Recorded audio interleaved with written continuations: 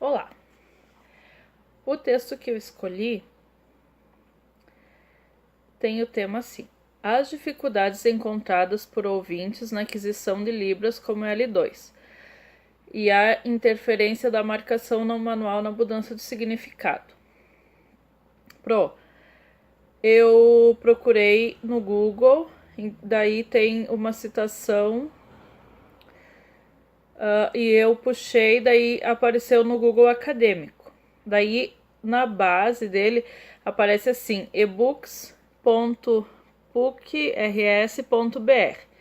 Só que quando eu vou abrir, dá direto em um PDF. Aí ali ele não me diz em qual livro ou qual data que ele foi produzido.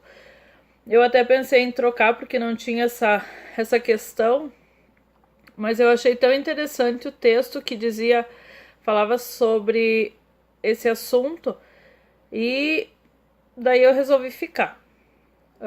Espero que esteja contento a minha explicação, apesar de que eu sei que vai faltar muita informação, porque eu mandei um e-mail para ele, tem o e-mail no corpo do texto e eu não consegui retorno. Daí eu questionei sobre a data, o suporte, né, onde foi publicado. Eu não pesquisei se ele é famoso ou não, pelo menos o nome dele para mim não é reconhecido. É que também eu quase não tinha lido muito sobre esse assunto. Talvez ele seja alguém reconhecido e eu que não conheço.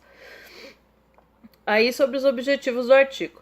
Como ele fala que a maioria das pessoas que aprenderam a segunda língua tem dificuldade na produção dessa segunda língua, por exemplo, na formação de uma frase, existe a estruturação não fica a construção da segunda frase, os verbos, eles não são conjugados de maneira certa, às vezes é trocado verbo, objeto, sujeito, de posição, e isso são questões que na segunda língua é recorrente, principalmente na oral, né, que é a maior modalidade utilizada, que é uma maioria linguística.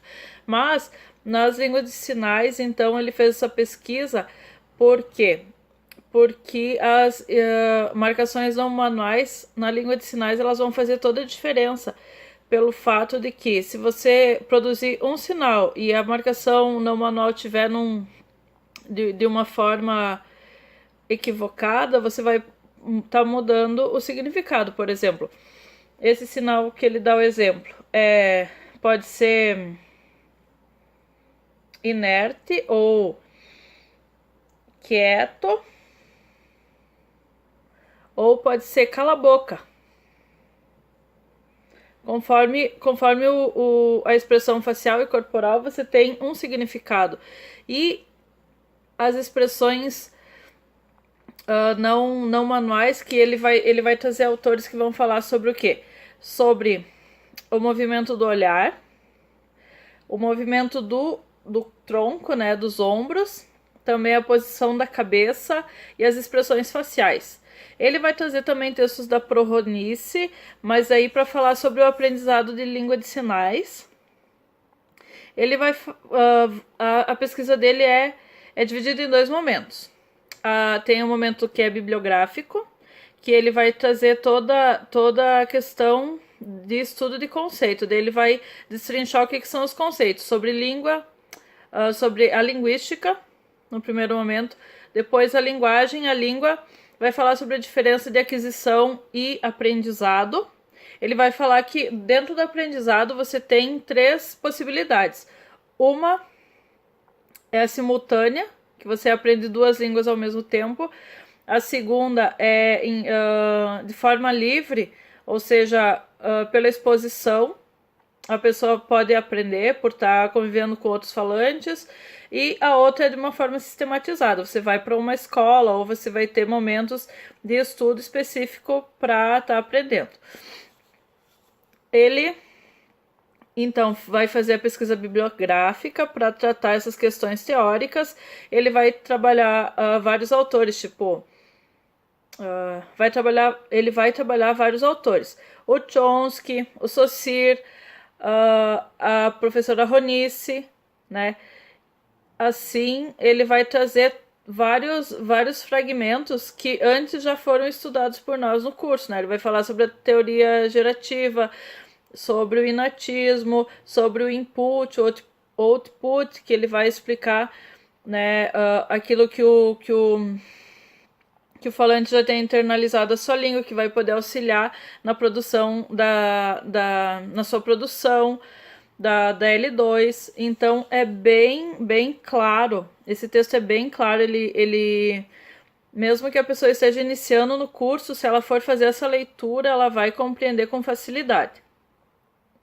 Claro que se já tiver uma base teórica anterior das questões linguísticas, vai ser mais fácil ainda, mas ele não utiliza muitas palavras científicas tão pesadas, né?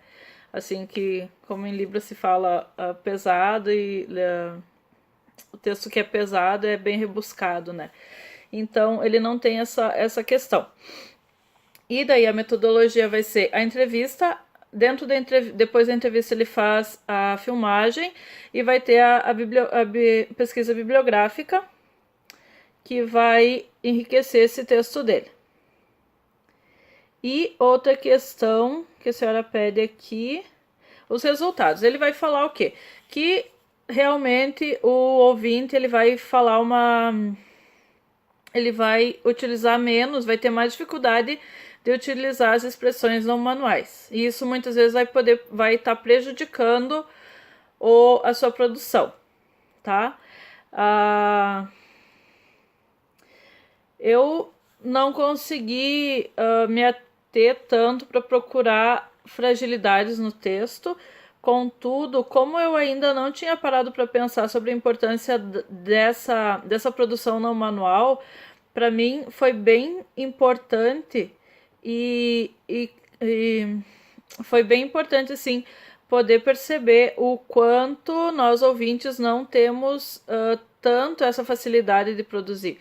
Porque o que pode acontecer a partir disso, a nossa produção pode prejudicar totalmente a nossa interpretação.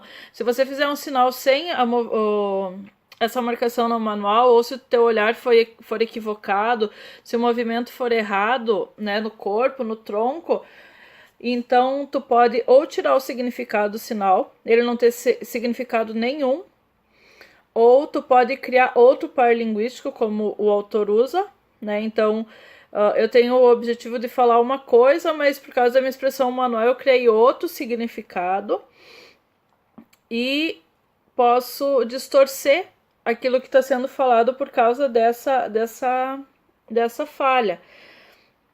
Então, nem todos os ouvintes têm a facilidade na produção e nas expressões faciais. É uma das conclusões que o autor traz. Eu gostei bastante do texto, eu penso que ele é bem instrutivo e, apesar de ser um texto que ele escreveu durante o doutorado dele, é um texto bem leve, bem agradável de se ler.